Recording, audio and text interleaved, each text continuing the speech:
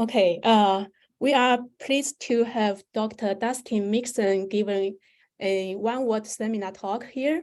Dustin now is an associate professor in the Department of Mathematics at the Ohio State University. Before that, Dustin was an assistant professor of mathematics at the Air Force Institute of Technology until 2017, and he completed his PhD in applied and computational math at Princeton University in 2012. Dustin has broad research interests. For example, he is interested in frame theory, signal processing, complex sensing, and mathematical data science. Oh, I think, Dustin, you need to share the screen. Wait. He may need permission to share screen. Sorry about that. Okay. Can you try again?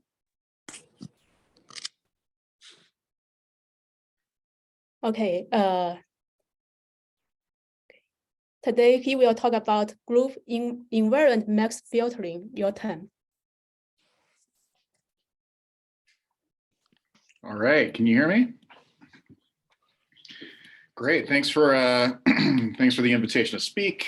I'll be, as you mentioned, I'll be talking about group-invariant max filtering. This is a paper that I wrote like in the early summer with a few friends, namely Jameson Cahill, who I think is in the audience, as well as Joey Iverson from Iowa State, and Dan Packer, he's my PhD student. Before I get into the details, I wanted to give you some big picture about how to think about what's going on in this paper. So, is anyone familiar with this picture here? Has anyone seen this picture before?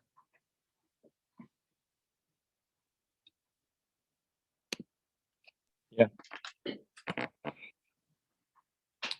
So this is a picture of AlexNet. It's one of the big AlexNet or ImageNet. I think it's AlexNet. It's one of these ginormous models that are used to help classify images. And that's the key word, ginormous. It's huge. There's a bunch of parameters. And the fact that it has a bunch of parameters means that it's able to be fine-tuned. It's very expressive. So it's able to classify classes of images that were never dreamed to be possible before the advent of these big models. And we're able to, not me, but we as humans, humanity is able to train these large models because we have access to huge data sets. There are so many pictures available thanks to the internet that you can just collect huge image sets and then use those image sets to train these huge models and then do a good job of classifying. Not only will it work well on the training set, it will also work well on the test set, on images it's never seen before. But the problem is there's a bottleneck where it requires a large data set. Meanwhile, there are other applications in the wild where you don't have access to a large training set. So here we have 28 different types of images, and you can imagine having a handful of pictures of a blanket like this, maybe a handful of pictures of, what is that, chocolate chips or something, some oatmeal. You don't have an entire internet's worth of training set available to you. You just have like hundreds instead of billions of pictures.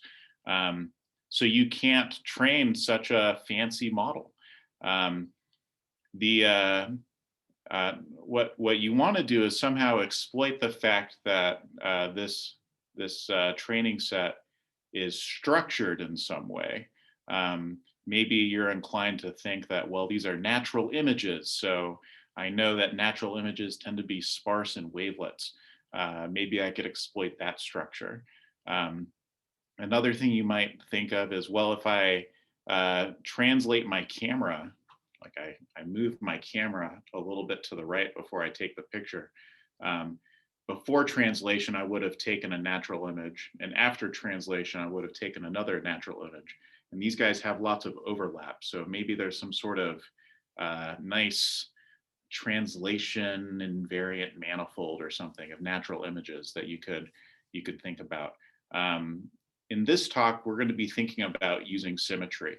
And we are going to be interested in somehow modding out by symmetries that are exhibited in a data set so as to effectively shrink the space that I will be training my models on. Let me give you some words that'll help us understand what I'm talking about. So these are words that you probably learned in your first algebra class.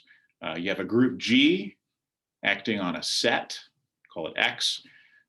We're interested in what happens when I take a point in X and I spin it up with the group. So the orbit of X, we denote this by bracket X. This is going to be throughout the talk, so don't forget what bracket X means. It's the orbit that X belongs to.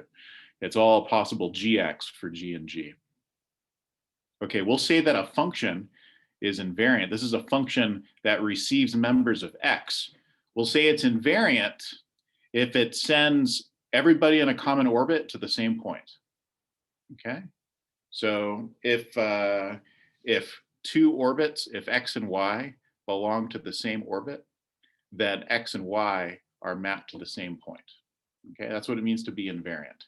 And we're interested in invariance because it tells you, it allows you to somehow mod out by these symmetries, the action of G. But we want to do more than just look at things that ignore the action of G. We want to do something very difficult, and this is called separating. So we have a function is separating if different orbits get mapped to different points. Okay, so what this is saying is you can tell whether X and Y came from different orbits by observing what X and Y are mapped to under F. If that's not the right way to say it. No, that is the right way to say it. So if F of X equals F of Y, it must be the case that the orbit of X equals the orbit of Y. Okay, so if the two orbits are different, then F will send them to different points. If you're invariant, it's not necessarily the case that different orbits will be sent to different points, but being separating does force that. Okay, so there's a nice way to think about this in terms of the set of orbits. So X mod G is this quotient, this looking at the set of orbits. If you have a function that's invariant and separating, you can imagine the related function f tilde that receives an orbit. The way f tilde works is it receives an orbit, it grabs just any old member of the orbit and plugs it into f and then see what comes out.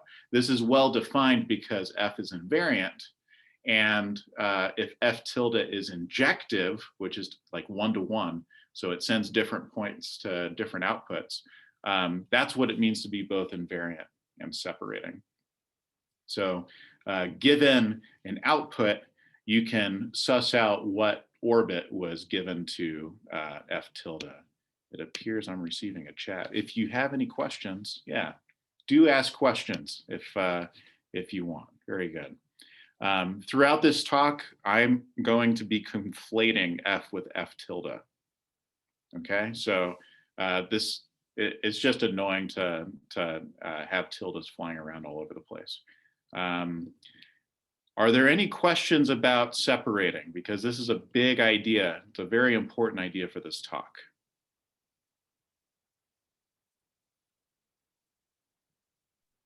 It's clear to me. Okay, I will proceed then. You're speaking for everybody. So a lot on your shoulders. So the pipeline I want you to envision is there's this raw data space. This is where we're getting images, okay? And then we are passing to an invariant space. We're modding out by the action of some group. That's this arrow. So we're looking for a separating invariant for this arrow. And then by passing to this invariant space, we're effectively taking the quotient space and embedding it into what will be a Euclidean space, it turns out. And this is a space where lots of machine learning algorithms have already been developed. So we can exploit existing technology to build this arrow, for example, to build a classifier. So then, and that'll send this, this embedded quotient over to label space, where we will label an image, okay? So you can think of the first arrow as something like a feature map. It's really, it's like features that just all they do is ignore the action of the group. They mod out by the action of the group, and it preserves all of their information, okay? So we're not the first people to think about invariants. In fact, as early as the 1800s, people were thinking about coming up with invariants for certain group actions. This story of algebraic invariant theory is part of the beginnings of what we now call linear algebra, among other things. What they were interested in is they were focusing on linear group actions, so the actions of a subgroup of GL on CD, and they were interested in looking at polynomial invariants. So the functions that they were looking at were polynomial functions. So some notation, they're thinking about like C bracket X to the G. This is the set of all G invariant polynomial functions on CD. Here X is a d-dimensional variable. This is finitely generated as an algebra. So you could imagine grabbing a finite list of generators and how points look according to those polynomials, those generating polynomials, will dictate how they look to any invariant polynomial. So you'll be able to distinguish points about as well as any invariant polynomial function could. In fact, if you have a finite group that you're modding out by, then the G invariant polynomial functions separate all orbits.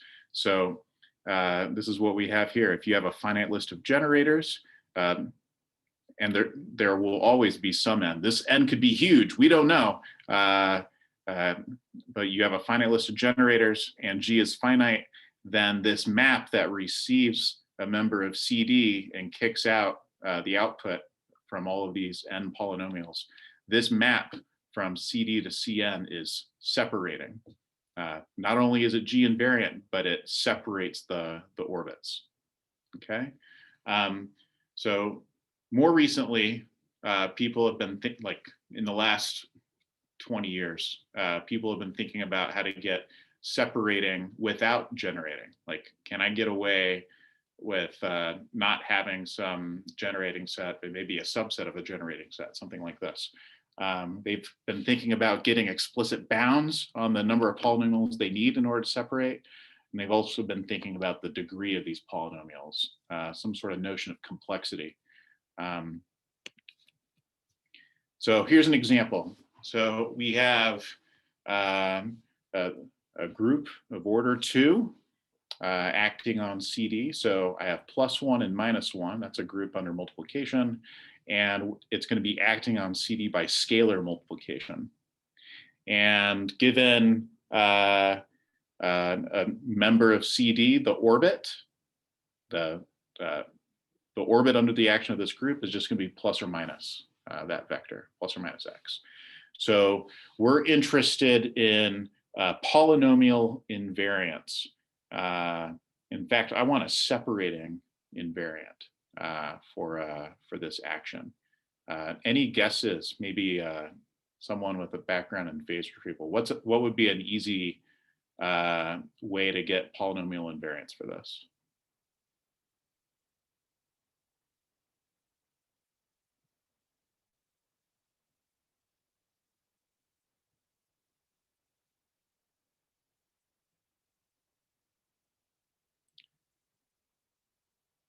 All right, I'll just give it away.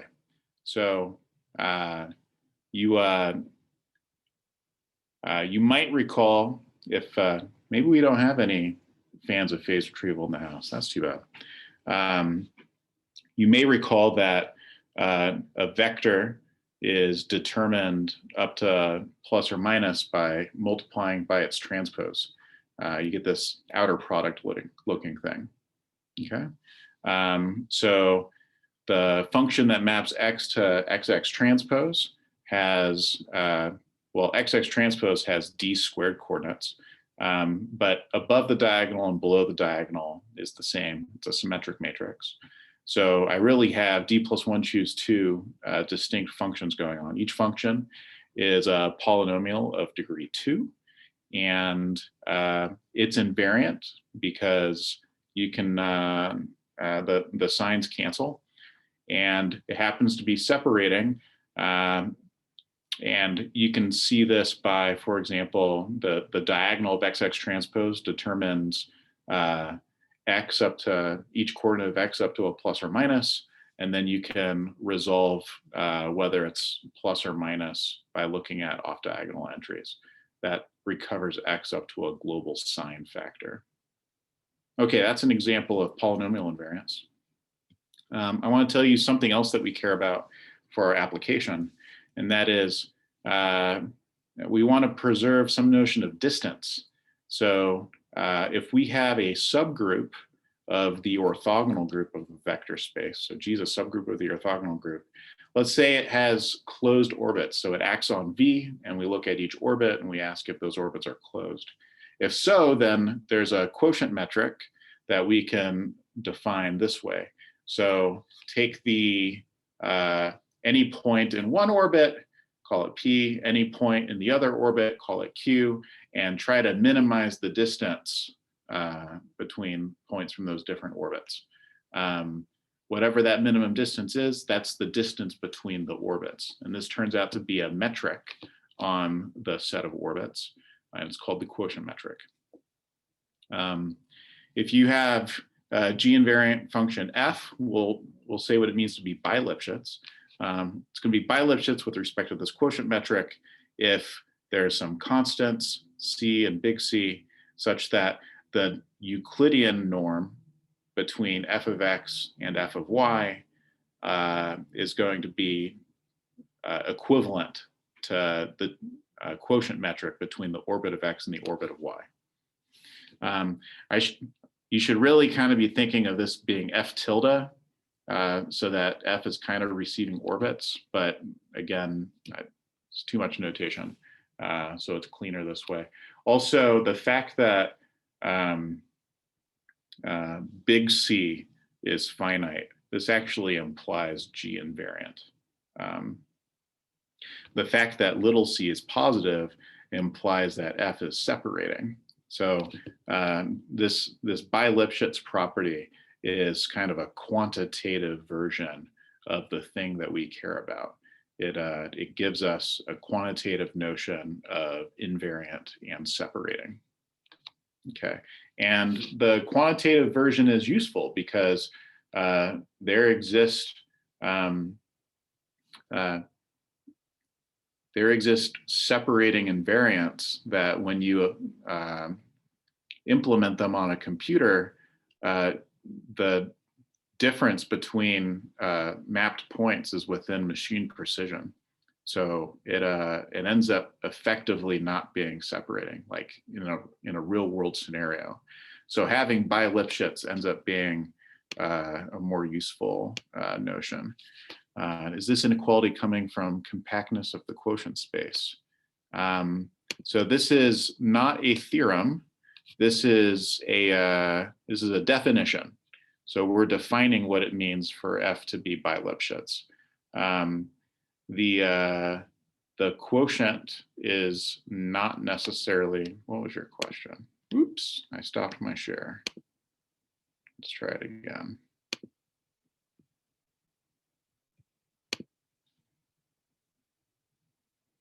I'm looking for, here we go, the chat.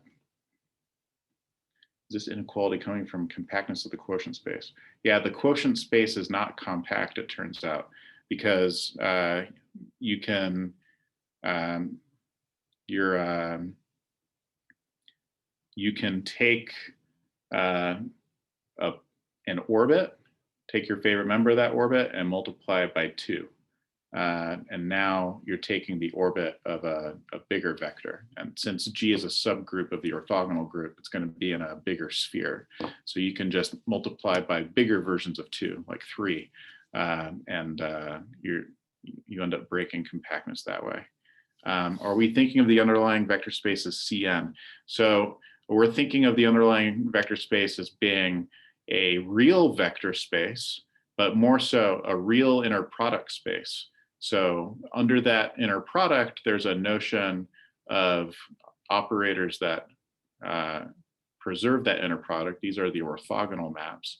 And G is going to be a subgroup of those orthogonal maps. We'll see shortly that things like Cn are examples of this. Good questions. So let's look, go back to the chat. Finite dimensional, not necessarily. We'll have the results that I'll discuss today are all concerning finite dimensional. There are results in the paper that work for big L2. In particular, we can get some results that mimic the scattering transform, it turns out, and it uses the same technology that I'll introduce today.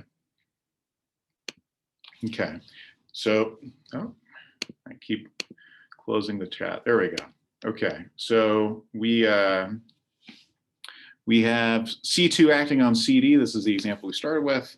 If you open up the definition of the quotient metric, your orbits are of size 2 and it's just plus or minus. So what's the, between plus and minus, what's the shortest distance?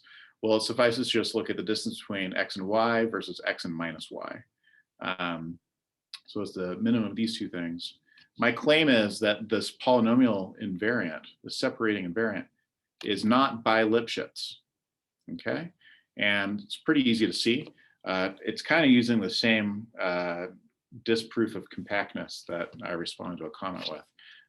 So you have a unit vector in CD, and you have a positive scalar C. Then the distance between the orbit of CU versus the orbit of 0 is this number C. That's just punch it into here and you get C. Meanwhile, the distance between these outer product looking things ends up being C squared. So when C is large, you break the upper Lipschitz bound. When C is low, when C is close to 0, you break the lower Lipschitz bound. So not only is this not bilipschitz, it's by not Lipschitz. It's neither upper Lipschitz nor lower Lipschitz. Question here, is there some computationally cheap way to compute the metric when G is large? We'll get into that towards the end of the talk. Not for all G, but for a lot of G that we happen to care about in practice. There's an unreasonable effectiveness of these quotient metrics, it turns out. So even when G is infinite, you can frequently get away with computing it in a reasonable amount of time.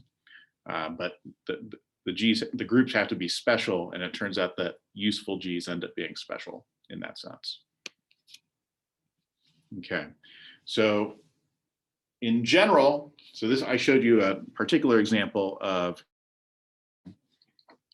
things not being bilipschitz, this polynomial invariant. In general, nonlinear polynomials are not going to be bilipschitz. And this is a problem for real world implementations. So I want you to soak this in. This is something called a meme. These are popular on the internet. This particular meme features a popular music star named Drake. And in this meme, Drake is not satisfied by one thing, but he is satisfied by another thing. The thing he's not satisfied by is polynomial invariance. Why is he not satisfied by polynomial invariance? Because they aren't Bilipschitz. The thing he is satisfied by is Bilipschitz invariance. What Drake wants is for there to be a new theory of separating invariance, one that extends beyond the traditional algebraic invariant theory and instead gives Bilipschitz bounds. Okay, that's what Drake wants. Any questions about this slide?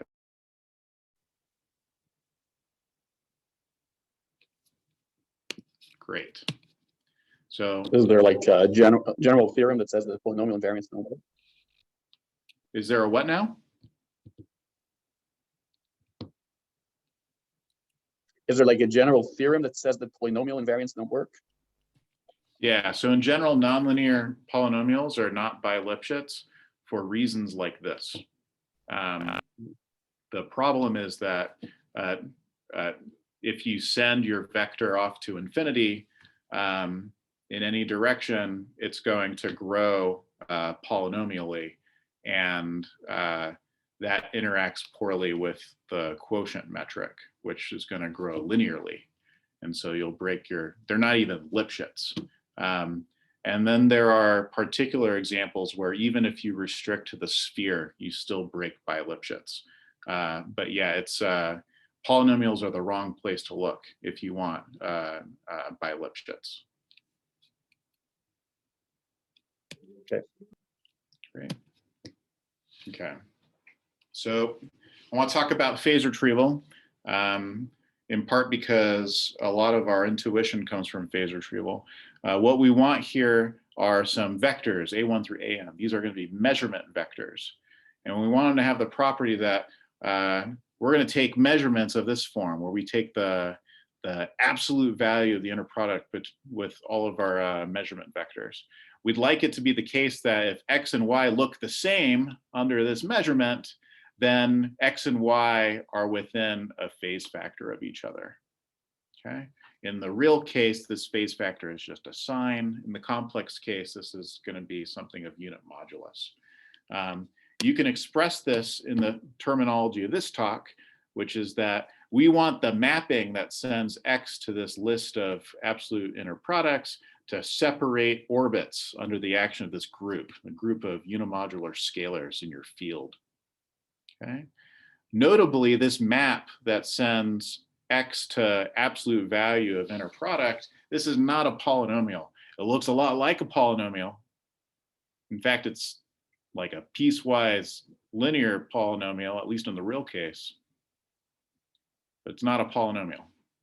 And the fact that it's not a polynomial is useful. It might make Drake happy. It might be Bilipschitz.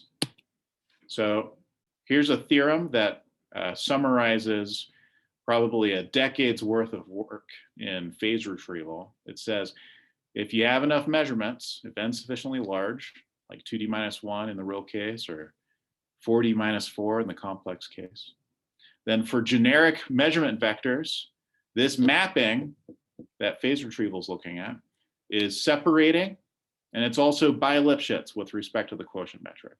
You get Bilipschitz. Okay.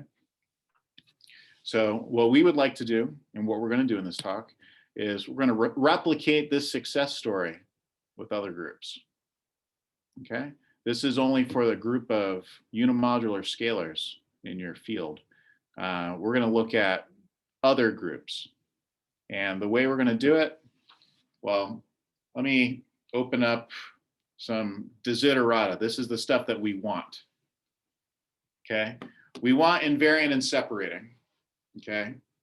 But more so, we want stable and robust. This is, I want you to think of this as just Bilipschitz. If the orbits are close to each other, then the outputs are close to each other. And conversely, if they're not close to each other, the orbits are not close to each other. And we also want it to be user-friendly. So easy to compute, like one of the comments asked for. We want it to not be prone to numerical errors. We don't want n to be so big, the embedding dimension. Doug asked earlier, are we thinking of real space or complex space? I'm thinking of real inner product spaces, and this talk is going to focus on finite real inner product spaces. So I'm calling it RD. We're embedding into Rn. So we would like n to not be too big because there's a second arrow in our machine learning pipeline where we expect to train a classifier. And if it's too high dimensional space, we might get bad results. So, okay. Here's the new concept coming from a paper with Cahill, Iverson, Mixon, Packer back in this year, 2022. We have a subgroup of the orthogonal group of a real vector space. The max filtering map is something like an inner product, and it receives two different orbits, or maybe the same orbit. It receives two orbits, it kicks out a real number. And the way it works is you give me two orbits, well, I'll take the supremum of inner products between a member of the first orbit and a member of the second orbit. Okay. A related map, it's the same thing as this, but you slap brackets in there. This receives vectors in your inner product space. Okay. It turns the vector into an orbit for both slots, and then you shove it into the max filtering map. Okay. G is closed under adjoints, and adjoints interact nicely with inner product. What this means is you can express your max filtering map as a soup over a single group element, either acting on the first slot or the second slot. It doesn't matter. If the orbits are closed, then these soups can be changed to maxes. Okay. So that's max filtering. That's the max filtering map. Okay. Once you introduce something like a max filtering map, you get to prove a lemma that might appear in the first chapter in a book on something. All the basic properties of your map. So for example, the max filter of an orbit with itself is the norm squared of any member of that orbit. This one is useful. You're positively homogeneous, so you can pull out positive scalars or non-negative scalars out of either slot, and you get equality.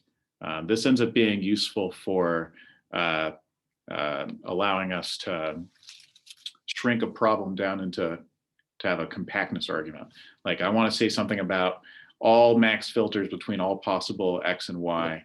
Well, I can scale things so that both X and Y have norm at most 1. And now I'm thinking about the unit ball, and that's compact. So maybe there's a compact argument that can help.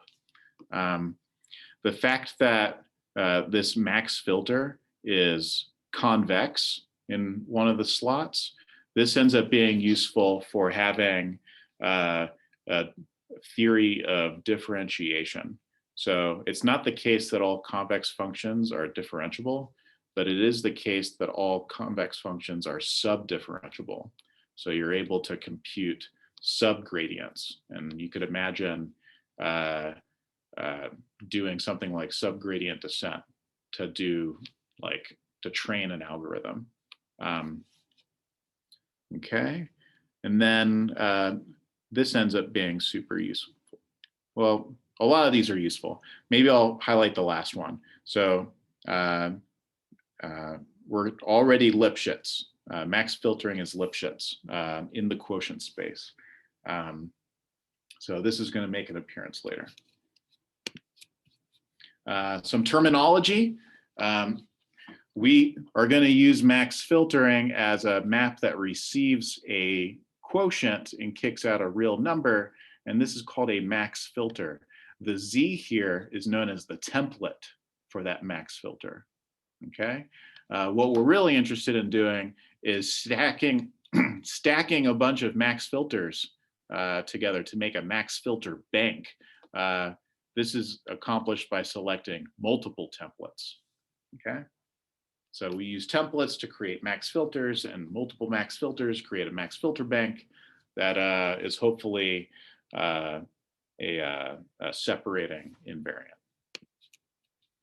Okay, so we'll go back to this phase retrieval example.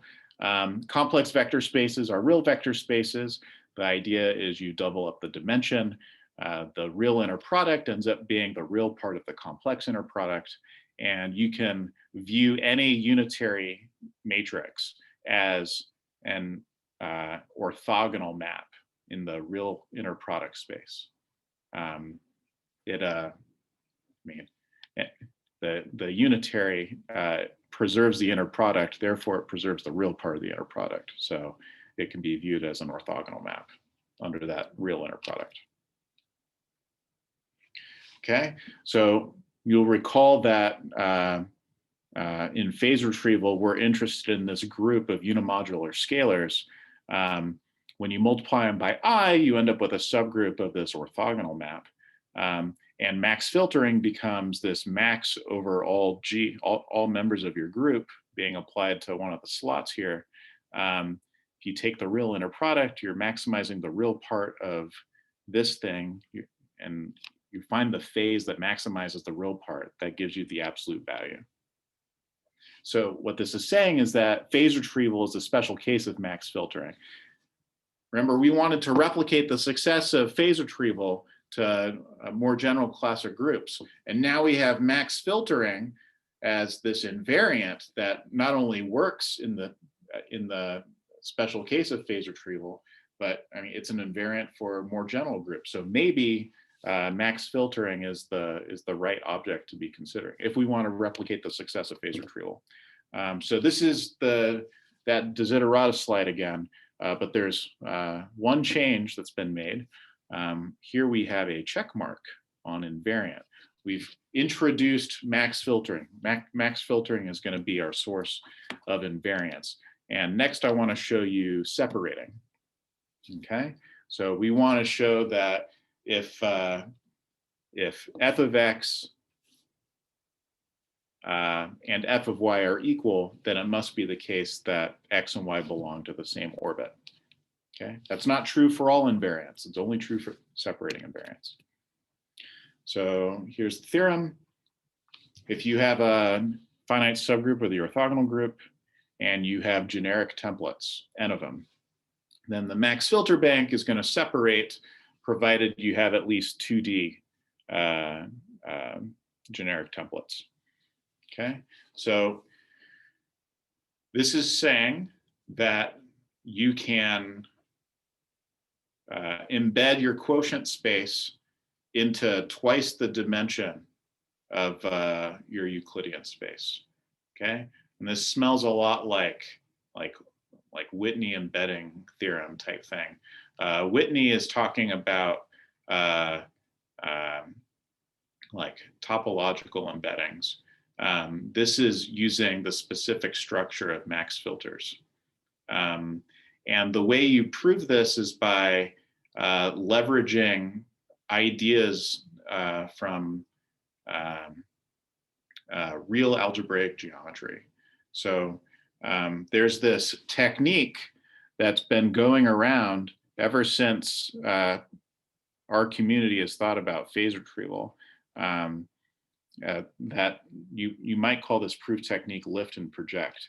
And the fact that there are so many papers being written that use this technique, if your name isn't on this slide, you might have a fear of missing out. Like maybe you would like to know what lift and project is all about. So that's what this slide is going to do. It's going to teach you lift and project.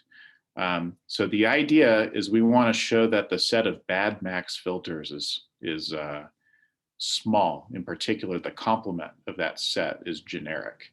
In this picture, we're thinking of the bad max filters as being this black curve in the XY plane. Okay, in order to show that this set is small, we're going to, for each bad max filter, we're going to look at the set of all witnesses that that max filter is bad. Okay. In our application, a max filter is bad if it fails to separate a pair of points. Okay. So a witness will be a pair of points that it fails to separate. And you look at the set of all possible pairs that collide under that max filter bank. Okay, so now we're going to lift our set of bad max filter banks. We're going to lift it to this blue curve. This is the set of all pairs of bad max filter banks, comma, witness of the fact that it's bad. Okay, and one of the big ideas is that the dimension of the blue set of this blue curve is bigger than or equal to the dimension of its projection onto the XY plane, the dimension of the curve we actually care about. So if we could argue that the dimension of the blue curve is small, that would imply that the dimension of its projection is small, and then we win. In order to argue that the blue curve is low dimensional, what we'll do is project onto the z-axis and observe how big that projection is. We'll also look at the size of the pre-image of each point in that projection. So in this case, we project this blue curve onto the z-axis, we get a one-dimensional interval. The pre-image of each point is going to be a finite set that has dimension 0.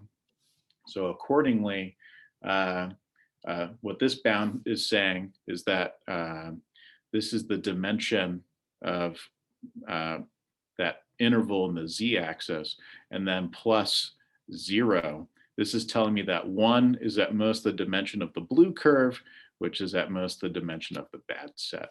So our bad set is one-dimensional, and since it's sitting inside of a two-dimensional space, its complement is generic.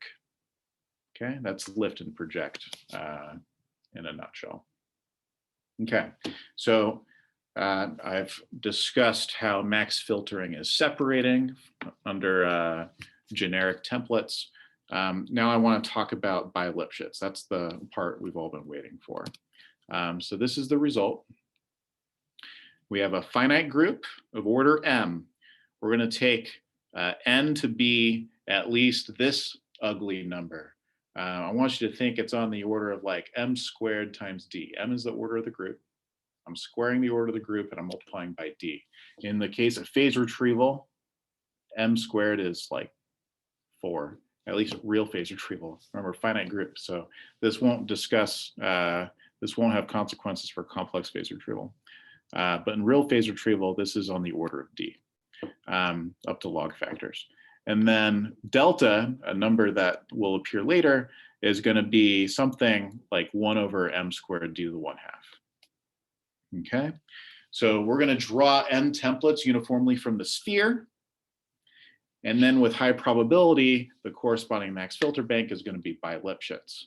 So we're going to have an upper, these are not optimal bounds, okay? But these are bounds that work. So you're going to be your upper Lipschitz bound will be, you can have n to the 1/2. And this follows immediately from that lemma I showed you earlier, that each max filter is norm of the template Lipschitz, okay? You just stack n of those together and that gives you this upper Lipschitz bound. The lower Lipschitz bound is the interesting one. And this is one that required a lot of work. In general, it's not easy to prove that something is, has a lower Lipschitz bound. And for this one, we required some technology back when people were thinking about phase retrieval. So there's this notion called projective uniformity that says, like, your templates are so well spaced out, they cover the space in some sense. In particular, if you take any vector and you look at, say, any unit vector, and you look at his inner products with your templates, look at the kth largest inner product. That's going to be at least such and such big. Okay, that's what it means to have projective uniformity. And this is the notion that we used to prove this lower Lipschitz bound. We ended up doing a pigeonhole argument in order to get this. The pigeonhole argument is what's to blame for this m squared appearing. And then I don't have too much intuition as to how bad these bounds are in the worst case. There may be groups for which the optimal scaling for the upper and lower Lipschitz bounds gets worse with D, with the dimension of the space. That has yet to be seen. Okay, so we talked about separating and by Lipschitz. Now I want to let's talk about being easy to compute. That's what I'm going to focus on. So this was one of the questions that was asked earlier. Naively, you can compute the max filter in size of the group times the dimension number of operations. This is because you just take size of the group number of inner products and then you maximize. But if G is large, that doesn't make sense. It'll take too long. If G is infinite, then you can't run infinitely many operations. So what do? Well, if your quotient metric is easy to compute, then it turns out that the max filter is easy to compute. And it's using another line from that lemma, namely that the quotient metric, it kind of behaves like a norm squared. So like the norm squared is the norm of the one squared plus the norm of the other squared minus twice the inner product. And you have the same sort of identity working for the max filter. So you just plug it into this formula and you get the max filter. There are many instances where a quotient metric is easy to compute. One is if you have k by n matrices with the symmetric group acting as column permutations, then this is a representation of point clouds. So like you have a bunch of points in k-dimensional space, n of them. You represent them as columns in a matrix, but then you made a choice on how to order your columns. And so people mod out by that, end up with this quotient metric known as the 2-Wasserstein distance. And you get this minimum. And if you're familiar with Wasserstein distance, you know that you can implement it using linear programming. You just relax your maximization to the convex hull and you end up with doubly stochastic matrices. And so things end up being computable. If the dimension of your space is 1, so you just have a bunch of points in R, the real line, then just sort the points. And that gives you a way of implementing max filtering.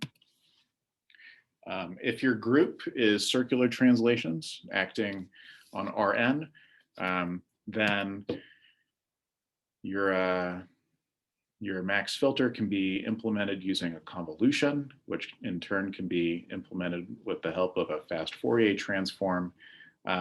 This instance might remind you of matched filtering, where you're trying to find the best translate of a template that matches your return signal. In matched filtering, you're typically interested in what the translate is, what A is, the maximizer. This helps you to estimate like location in radar, say. What we're interested in is the maximum value. The value is what we use for our invariants. But this matched filtering makes up half of the etymology for max filtering, the other half being max pooling. So shape analysis, in this case, you have like a jawbone and then a biologist spends a bunch of time finding landmarks on the jawbone and marking them as like, oh, this pointy thing, I'm going to record the 3-dimensional coordinates of this point And I'll do that for all these other landmarks. And then that'll give me a representation of this jawbone as a k by n matrix, where I guess k equals 3 and n is the number of landmarks. But the biologist made a decision on how to orient the jawbone. So there's implicitly the orthogonal group is acting on the left. Maybe you'd argue the special orthogonal group, but maybe there's two jawbones and one's a reflection of the other. So then you can mod out by this. The max filtering turns into just a spectral method. So you compute it using singular value decomposition. Okay, so we satisfy all of our Desiderata. I wanted to take a moment to have some dessert with you guys to see how this works on real data. I assume I have 5 minutes left. If not, the organizers should stop me. Okay, I'm going to take 5 minutes. Here we go. So first, we have an application to ECG. So ECG data is something that measures fluctuations in your heart or whatever. And a physician, you would think, can look at this data to decide whether you've had a heart attack. And someone actually examined physicians, and it turns out that they detected successfully with 70% accuracy. So that's interesting. You can think of this with like a circular translation. Like you have a translation group acting on this. We trained some templates that were supported on short intervals. And we did max filtering with such templates. How do we pick the templates that are supported on short intervals? We actually we used the subgradients that are available to us thanks to convexity. We trained what the template should be by gradient descent on a training set. And then on the test set, we managed to get 80% accuracy. And furthermore, these short intervals that the templates are supported on, the optimal translates, if you look at what's going on, it covers the action of the heartbeat. So we suspect that there's something interpretable about what max filtering is identifying as what should help you classify as heart attack or not. And it'd be interesting to communicate that to the medical community. Next, I don't know if you know this, but democracy is under attack. There's this thing called gerrymandering, and we should do what we can to defeat it. Maybe math can help save the day. Here, you can model a voting district as a polygon consisting of 50 vertices. So you have a district shape, and I want you to sample uniformly along the perimeter. This gives you a member of R to the 2 by 50. Maybe think of it as complex to the 50. But there's some ambiguity, like the shape is not, how bad the shape is not affected by rotation. And there was ambiguity on where we started to sample along the curve. So there's this translation going on. Thanks to the translation, maybe you're not surprised to see convolution showing up in the computation of the max filter. We max filtered with 100 random templates. This gave us an embedding of voting districts into 100-dimensional Euclidean space. And then we ran PCA on those embedded data points so that we could get this visualization. So we end up with something that seems to be interpretable, like as you move left to right, your districts become more and more crinkly, something like this. As you go from down to up, your districts become more and more eccentric, more and more elongated. So the Washington Post lambasted a handful of voting districts, and those are labeled in red. You can see that they're kind of on the extreme parts of this plot. It also lambasted these blue districts, but they were redrawn in order to comply with court orders before this data set was cooked up. So you can see that they were pushed closer to the center of this plot. So they're more normal looking. Back to textures, small data set. Turns out max filtering allows us to perform a lot better than neural networks. So this is us exploiting symmetry in order to do more with less. There's a bunch of open problems. I'm not going to be able to solve them all by myself. So if you're inspired, feel free to work on it. And that's the paper. Thanks for letting me talk. Thank you very much. Any questions from the audience? Let me stop.